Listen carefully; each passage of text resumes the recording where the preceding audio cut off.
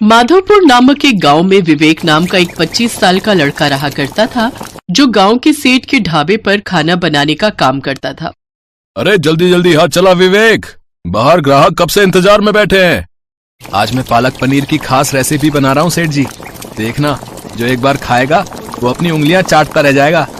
अरे उंगलियां चाटने की बात बाद में करना, पहले जाकर उन्हें भोजन देकर आओ भाई। बस 5 मिनट सेठ जी, मैं अभी सबको भोजन लगाता हूँ। कुछ देर बाद विवेक ने सबको भोजन लगाया। विवेक के हाथ का बना हुआ पालक पनीर सबको बहुत पसंद आया। आज के पालक पनीर का तो कोई जवाब ही नहीं है सेठ जी, पेट भर गया लेकिन मन नहीं भरा। अब मैं क्या करूं भाई, मेरे ढाबे पर खाना ही इतना अच्छा बनता है कि लोगों का पेट तो भर जाता है लेकिन मन नहीं भरता। मेरी पत्नी इतना अच्छा खाना जो बनाती है। अरे क्यों झूठ बोल रहे हो सेठ, सारा गांव जानता है भोजन तो विवेक बनाता है, उसकी तारीफ करने से आखिर आपको कैसी शर्म। देखा भाग्यवान, सब उस विवेक की तारीफ करते हैं। मैंने कितनी बार तुमसे कहा है कि तुम भी उसके साथ रसोई में हाथ बटा लिया करो। एक बार में मुझसे एक ही काम हो सकता है, मैं पैसे ही गिन सकती हूँ।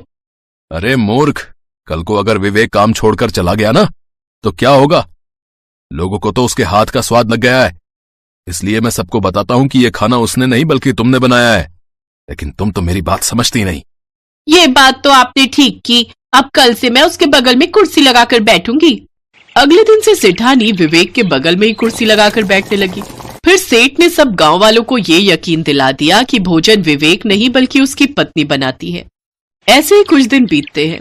एक रोज विवेक ढाबे पर जाने के लिए निकल ही रहा था कि तभी सेठ जी उसके घर पर आ जाते हैं। सेठ जी आप, मैं तो ढाबे पर आने ही वाला था। वही मैं तुम्हें बताने आया हूं कि आज के बाद ढाबे पर काम करने की कोई जरूरत नहीं है। ये कैसी बातें कर रहे हैं आप सेठ जी। जहां तक मुझे पता है मैंने पूरी मेहनत से आपके ढाबे पर काम किया है और ना ही कभी आपको शिकायत का मौका दिया। तुम्हारी वजह से मेरा ढाबा बदनाम हो रहा है। ये आप कैसी बातें कर रहे हैं सेठ जी। जब से मैंने आपके ढाबे पर काम करना शुरू किया है आपका ढाबा अच्छा खासा चलने लगा है। हाँ, लेकिन अगर मैंने तुझे कुछ दिन और ढाबे पर काम करने दिया तो मेरे ढाबे का नाम रोशनदा ढाबा की जगह विवेक दा ढाबा हो जाता, इसलिए मैं अभी तुझे काम से निकालता हूँ। ऐसा मत कहिए सेठ जी, मैं अनाथ हूँ, बड़ी मुश्किल से अपना पेट पालता हूँ और मुझे तो खाना बनाने के अलावा और कोई काम भी नहीं आता। नहीं आता तो वो तुम्हारी समस्या है, मेरी थोड़ी। और हाँ, एक बात कान खोलकर सुन ले, आज के बाद अगर ढाबे के आसपास भी दिखे ना तो धक्के मारकर बाहर फेंकवा दूंगा। बेचारा विवेक बेरोजगार हो गया। कुछ दिन घर पर रहने के बाद उसे एक विचार आया और वो सीधा गांव के मुखिया के पास पहुंच गया मदद के लिए। मुखिया जी, मैं अपना गांव छोड़कर नहीं जाना चाहता और यहीं रहकर अपना ढाबा खोलना चाहता हूँ। मैं अनाथ हूँ सेठ जी, मेरी मदद कीजिए, मुझे कुछ पैसे ढाबा खोलने के लिए दे दीजिए। अच्छा ठीक है, तुम एक काम करो, जो मेरी जमीन बंजर पड़ी है ना वहीं पर अपना ढाबा खोल लो और ये कुछ पैसे ये लो, इससे ढाबा बना लो, ठीक है। विवेक खुशी खुशी घर लौट आता है। कुछ ही दिन में उसका ढाबा बनकर तैयार हो गया और उसमें लोगों की भीड़ लगनी शुरू हो गई। अब सेठ जी का ढाबा खाली रहने लगा। ये बात सेठ जी को अच्छी नहीं लगी। फिर एक रोज सेठ जी ने चुपके से एक ग्राहक को पैसे देकर विवेक द्वारा लाए हुए राशन की बोरी में दवाई मिला दी, जिससे लोगों का पेट खराब हो गया और ग्राहकों ने उसके ढाबे पर आना बंद कर दिया। अब उसका ढाबा बंद हो गया। फिर मुखिया उसके पास आया। देखो, मुझे मेरा पैसा और ब्याज चाहिए। ब्याज? लेकिन ब्याज की तो कोई बात ही नहीं हुई थी। मैंने कहा था लेकिन शायद तुमने सुना नहीं। लेकिन मैं पैसे कहाँ से लाऊं? मेरे पास तो पैसे नहीं है मुखिया जी। तो फिर अपना ये घर खाली कर, चल। मुखिया ने विवेक को धक्के मारकर घर से बाहर निकाल दिया।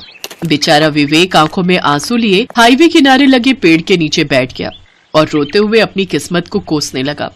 तभी उसने देखा कि उस पेड़ पर एक चिड़िया का घोंसला बना हुआ है। उसमें एक चिड़िया बैठी हुई है और उसके ऊपर एक चील मंडरा रही है। मेरा घर तो उजड़ गया, लेकिन मैं इसका घर नहीं उजड़ने दूंगा। विवेक ने पत्थर मारकर उस चील को वहां से भगा दिया। तभी एक चमत्कार हुआ। डरो मत, बरसों पहले मुझे एक श्राप के कारण इस घोंसले में कैद कर दिया गया था। अगर तुम उस चील को नहीं भगाते तो वो मुझे मार देती। लेकिन अब तुम अपने असली रूप में कैसे आ गई? मुझसे कहा गया था कि जब भी कोई मुसीबत का मारा हुआ सच्चा युवक तुम्हारी मदद करेगा तो मैं इस श्राप से मुक्त हो जाऊंगी। अब देखो, मैं श्राप मुक्त हो गई। तुमने मेरी मदद की है, इसलिए मैं भी तुम्हारी मदद करूंगी।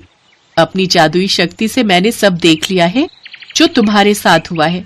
तुमने जिस घोंसले को टूटने से बचाया है, आज से वही घोंसला तुम्हारा घर होगा और उस घोंसले में तुम्हारा खुद का बना हुआ जादुई घोंसला ढाबा होगा। इतना कहकर वो सुंदर लड़की ने अपना हाथ घुमाया और देखते ही देखते वो छोटा सा घोंसला एक बड़े से घोंसले ढाबा में परिवर्तित हो गया। ये जादुई घोंसला ढाबा आज से तुम्हारा है और तुम्हें यहाँ से कोई नहीं निकाल सकता। जब भी तुम्हें यहाँ से कोई निकालने की कोशिश करेगा तो वो खुद ही बड़ी मुसीबत में पड़ जाएगा। कुछ देर बाद एक बड़ी सी कार आकर उसके ढाबे के सामने रुकी। ये कैसा ढाबा है भाई? ऐसा तो मैंने कहीं नहीं देखा। ये मेरा ढाबा है, आइए मैं आपको अपने हाथ का कुछ बनाकर खिलाता हूँ। अरे वाह, इतना लजीज खाना तो मैंने कभी नहीं खाया। मैं एक पत्रकार हूँ, तुम्हारे इस घोंसला ढाबे के बारे में अपने अखबार में छापूंगा। कुछ देर बाद वो आदमी वहां से चला जाता है और अगले दिन अखबार की सुर्खियों पर विवेक का घोंसला ढाबा ही होता है। उस दिन के बाद विवेक अपने उस जादुई घोंसला ढाबे की वजह से पूरे देश में प्रसिद्ध हो गया और उसने खूब नाम और शोहरत कमाई।